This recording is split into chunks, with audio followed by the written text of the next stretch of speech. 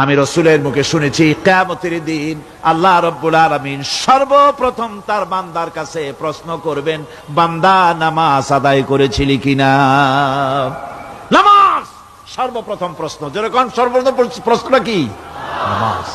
এই নামাজ আপনার বাচ্চাদেরকে যখন 7 বছর বয়স হবে নামাজের হুকুম করবেন। 10 বছরে নামাজ না পড়লে প্রহার করতে বলা হয়েছে। নামাজের জন্য কড়াকড়ি করতে হবে। পুরুষ নারী মেয়েদের মাসের ভিতরে কখনো কখনো তাদের যে সমস্ত মাসলা মাসাইল আছে সেই অনুযায়ী কখনো তাদের ক্ষমা আছে, বাকি তাদের নামাজ পড়তে হবে। আর পুরুষের জন্য পাগল হয়ে যাওয়া, বেহুশ হয়ে যাওয়া ছাড়া নামাজ মাপ নাই, নামাজ পড়তেই হবে। এই যে নামাজ, যে নামাজ না হলে ঈমান থাকবে না, ঈমান নষ্ট হবে, কিয়ামতে জাহান্নামে যাওয়া লাগবে, এসব কথা শোনার পর আজকের তাফসীরুল কোরআন মাহফিলে আমরা কি ওয়াদা করতে পারি যে আমরা মালাকুল মউত যতক্ষণ পর্যন্ত আমাদের মাথার কাছে না আসবে নামাজ ছেড়ে দেব না? এই ওয়াদা কি করতে পারি?